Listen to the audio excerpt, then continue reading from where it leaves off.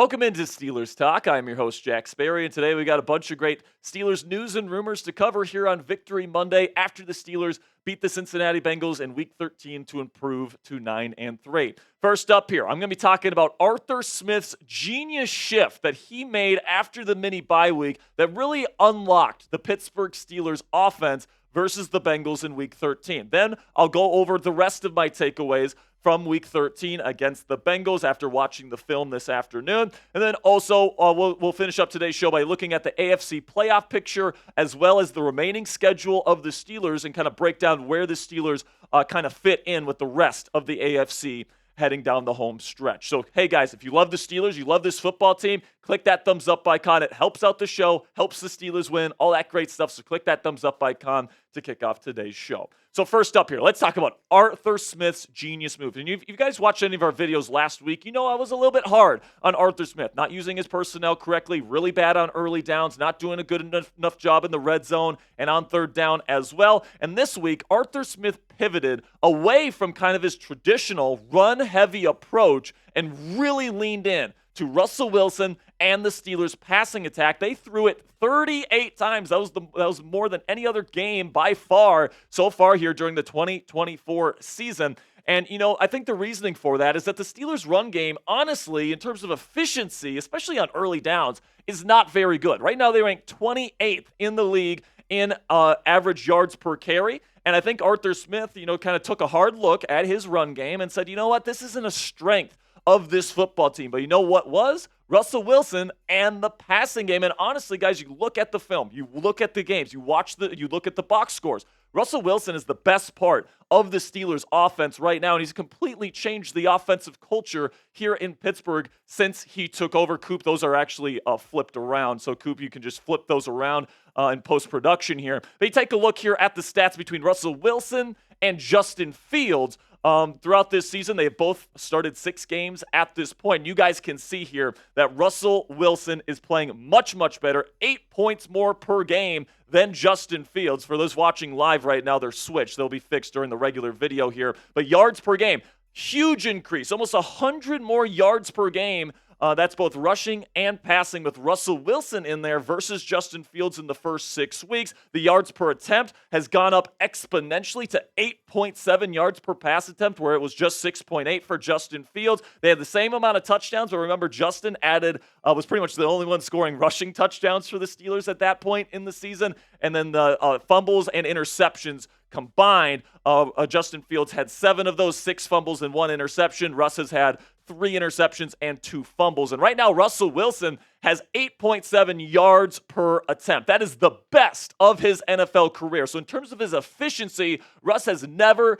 been better, at least during this 6-game stretch, which granted is still a very kind of smaller sample size, all right? So he's obviously been a really good quarterback for a very long time, had a very tough stretch there in Denver. Even his final season in Seattle wasn't great, but he's having a career renaissance here in Pittsburgh. And the way that Arthur Smith is getting that out of him is that he's allowing him to cook. Now, what does that mean? That allows him to really be the main engine of the offense. And really what they're doing is they're using the short passing game as an extension of the run game on early downs. Before, Arthur Smith would just go outside zone run on first down, and defenses knew it was coming. But against Cincinnati, you could tell that defense had no idea what the Steelers were going to do. And when they were playing against the deep ball, we all know how great Russ's deep ball is.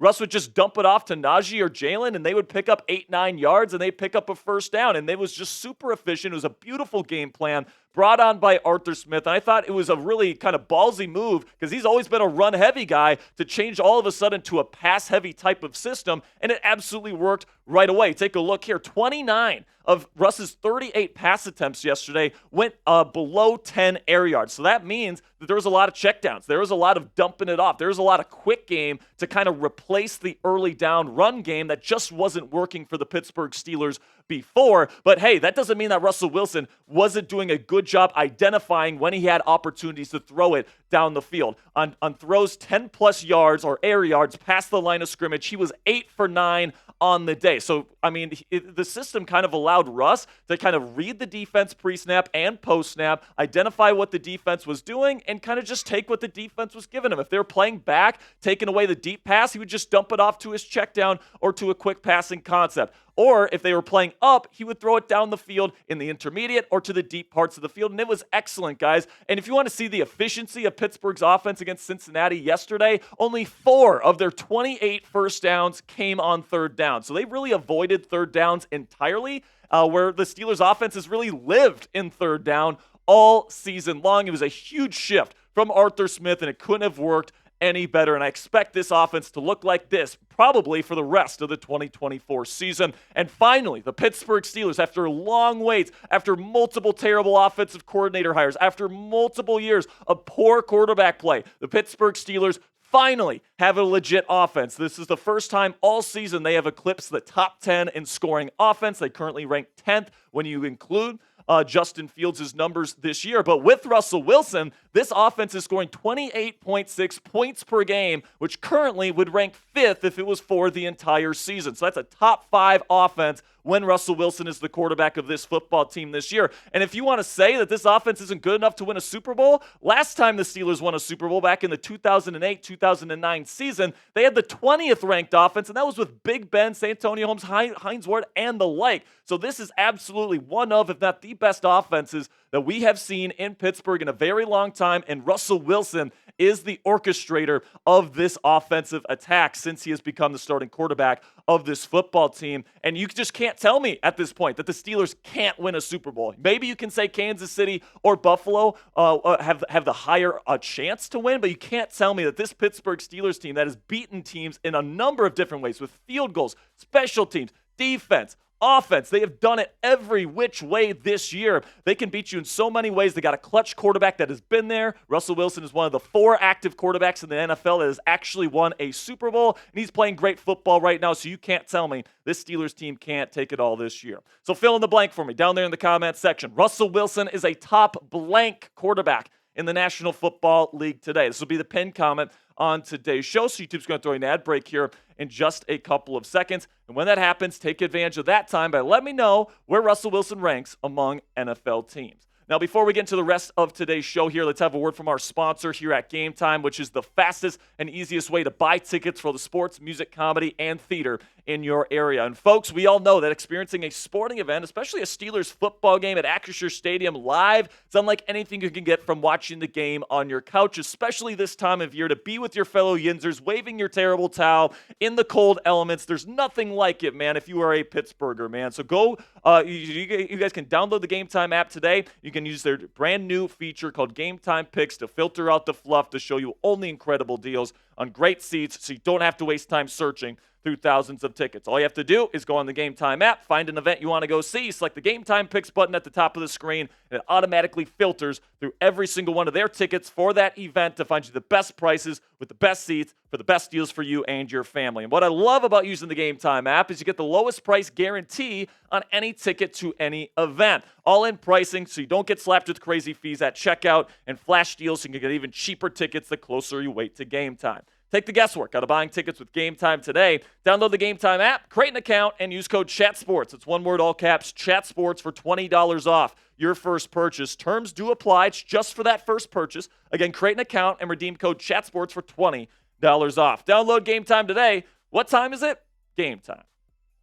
So now let's shift over to my takeaways after watching the film versus the Cincinnati Bengals. And we already went over the offensive shift that the Steelers went under Arthur Smith, shifting from a run-heavy offense to a pass-heavy offense. Now let's talk about the rest of the team here. First off, I'm going to talk about Joey Porter Jr. And yes, he has had a little bit of a struggle here, but I'm not worrying about the kid just yet. This guy has shown an ability to be a true lockdown number 1 corner in the National Football League on film throughout his first 2 years. Now, the last 4 games in the last month have been a rough stretch. He had a great game against the Baltimore Ravens, absolutely fantastic. But then the other 3 games, he got cooked by Terry McLaurin, got cooked by Jerry Jeudy in the snow, and then he did commit multiple penalties against a very physical opponent in T. Higgins. But I do believe Joey Porter Jr. is going to bounce back in the weeks to come. It's very difficult to go up against T. Higgins, a very physical receiver. As Mike Tomlin put it yesterday in his post-game press conference, T. Higgins is a goon, man. He likes to be physical with you, and you can't let him bully you. So there's certainly a fine line to be drawn there between being too physical and not physical enough. Joey Porter Jr. is a physical corner, and when he plays on the road, he's going to pick up some penalties, man. That just comes with the territory. I'm not worried about the long-term future of JPJ, and he is absolutely a cornerstone of this Steelers defense as we move forward in his young NFL career. Talking about some other cornerstones in this Steelers defense, TJ Watt and the second-year edge rusher out of Wisconsin, Nick Herbig, and their dominance turning the football over this season. All right, now people want to talk about how the Steelers' pass rush hasn't generated as many sacks this year, and that is certainly true, but teams are getting rid of the football faster than they usually do against this unit because this unit absolutely gets it done, and they are afraid of TJ Watt and Nick Herbig getting these strip sack fumbles. Right now, when you look at the people that have forced the most fumbles in the National Football League, number one is TJ Watt, which is why he's still very much in the Defensive Player of the Year category here and in that conversation. And then second, it's Nick Herbig, who, by the way, has missed multiple games with a hamstring injury. Herbig's only played in 8 games, and he started the season as the third edge rusher on this team, and yet he ranks second in forced fumbles in the National Football League. He's had 1 in each of his last 3 games. The Steelers absolutely got another superstar at the edge rusher position, and his name is Nick Herbig, baby. Then we get to TJ Watt here, and he mentioned yesterday that the Steelers have approached him on moving around more in the formation, playing a little bit more inside, switching the sides that he plays on. He usually plays against the right tackle there at left end consistently, but they've approached him, and he has approached them saying, hey, when we go to our NASCAR package, when we do all these different things, when we go to more creative fronts, I think TJ is just willing to do whatever it takes to get less double teams, less chips, and to really give him more opportunities to get clean routes to the quarterback. And I think that, we started to see a little bit of that yesterday against the Cincinnati Bengals, and I think we're going to see that package continue to grow for TJ as the season continues to go on, and it could be very dangerous. Fourth takeaway here, and the final one on defense. 4 defensive and 4 offensive takeaways for you guys today. This Pittsburgh defense is a turnover-making machine, man. It's been absolutely fantastic here over the last 3 games, where in each of those last 3 games, the Steelers have generated 3 turnovers in each of those last 3 games. So even in games where the defense has given up some yards like they were against the Cincinnati Bengals, you still have 2 strip sack fumbles, and then Cam Hayward gets his paw on a football, deflecting it right into the arms of Dante Jackson, creating those 3 turnovers, which ended up being the difference in the ball game. So this the strength of this Steelers defense is certainly on the defensive side of the ball, and it lies with turnovers. Then we get to the offensive side here, where I really loved the resiliency from the offense in the first half specifically. All right, not only did you come back from that pick 6 on the first drive of the game, but you also trailed 3 separate times in the first half. Remember, after the Steelers tied it up initially, Cincinnati went on to score in their next 2 drives, taking the lead in both of those touchdown scenarios. And what did the Steelers do every time after that? Continued to score touchdowns and continued to answer the bell and show their resiliency, and that's going to serve them well when this team gets into January and hopefully February as well. Then we get to another offensive takeaway here, where Ben Skoranek, man, this guy kind of came out of nowhere. He was brought in after being released by both the Los Angeles Rams and the Houston Texans. He has been such a fit, and what he does so well is he is such a great blocker for this team, a team that really likes to do screens now on the early downs, like we talked about earlier with the passing game, all these different dump-offs. This guy is not an elite route runner. He is not a ball winner down the sideline or anything like that, but this guy will dig somebody up and make a block to allow a playmaker to have more space to work, and that is absolutely part of the Steelers offense right now. He was a big part of the game plan yesterday, and I expect to see more of him moving forward. And I think that, there's been a lot of discourse on Steelers Twitter lately talking about how Mike Williams wasn't a part of the game plan against the Bengals. It wasn't that he wasn't really on the field. He got on the field, about as much as he had throughout the season to this point, but it was just that the Bengals were playing shell coverage all the time, and they were taking away Russell Wilson's deep ball, and Russ was like, fine, I'm going to dump it off to somebody like Najee Harris, Jalen Warren, Pat Freiermuth underneath, and they really took away Mike Williams deep, which is why you really didn't see him get the ball out that much. But make no mistake, it's 4 weeks now into his Steelers tenure, and he only has 1 catch. Now, granted, that 1 catch ended up being a game winner against the Washington Commanders, so that's certainly good. But if he's going to be worth that 5th-round pick that the Steelers traded away for him, he's going to have to get it going and get it going fast, especially with Calvin Austin III now dealing with a concussion. And then shifting now to the offensive line, 2 takeaways here. I think Dan Moore Jr. is definitely trending downwards, and I was certainly leaning towards giving DMJ another contract at the end of this year, midway through the year. But after the last 3 games, it just hasn't been as good. Let me show you what I'm talking about here. Here's his overall PFF grades for the 2024 season. They're pretty decent. They're about middle of the pack for a starting offensive tackle in the National Football League. It's certainly not bad, but then you look at the last 3 games in his PFF grades against the Ravens, Browns, and Bengals respectively, and they're terrible, man. I mean, his best performance was against the Bengals, and you're only sitting at a 62.4. That is not what you want to see from somebody that you might potentially bring back in free agency next year when you have limited resources on your cap, especially when you're going to be paying a quarterback a lot more than what you're paying him right now. And I just don't think Dan, if he continues to play this way, is playing well enough to bring back on a big contract to be this team's starting left tackle moving forward. And I think that the Steelers might have to look at other options if Dan Moore Jr. doesn't turn it back around to finish this 2024 season. And a potential replacement for him at left tackle is the guy they drafted to be this team's franchise left tackle in Broderick Jones, who is now on the upswing. The beginning of this season for Broderick was absolute dog crap. He was terrible, all right, as producer Coop laughs at me as I say that. But Broderick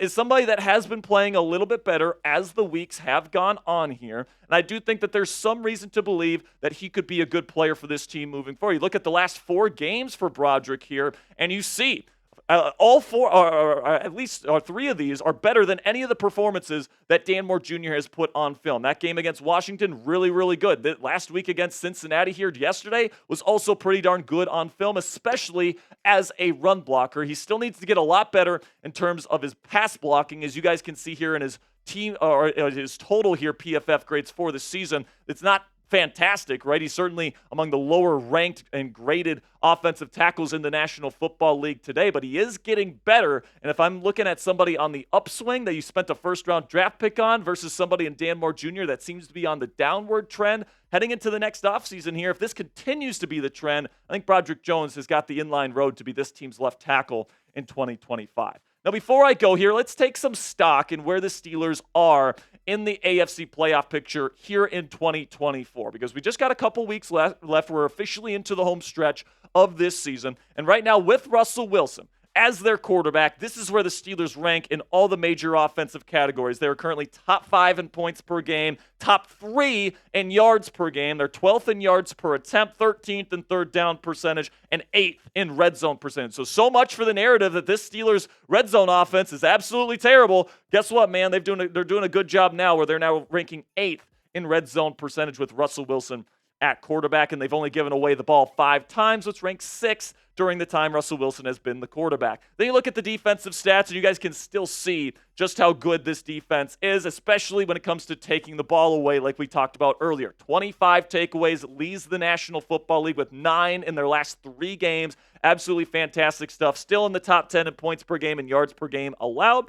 So the Steelers are definitely doing a good job on the defensive side of the ball as well. Very balanced team here in Pittsburgh. Then you look at the AFC playoff picture here. You do have Kansas City, once again, weaseled out another game against the Las Vegas Raiders here, so they're 11-1. Then you got the Buffalo Bills sitting at 10-2, Steelers sitting at 9-3, with the Houston Texans sitting at 8-5 in the 4 seed. And it looks like we're starting to get a little bit of a solidifying here in the wild card in the AFC. It looks like Chargers, Ravens, and Broncos. Some combination of those 3 will most likely be the representatives as the wild cards in the AFC this year. And the remaining schedule here, sitting at 9-3, you got Cleveland next week at home. I feel really good about this team's chances of winning that one. Then you go to Philly in Week 15. That's going to be a real test to see if the Steelers can really be Super Bowl contenders this year. Also, you got Baltimore on the road right after playing a physical Eagles team. That's going to be a major test. Then you got Kansas City in Week 17 and Cincinnati at home in Week 18. So my final score prediction here, I think they're going to win 3 of their final 5. All right? That's where I'm at right now. I think they're going to finish the season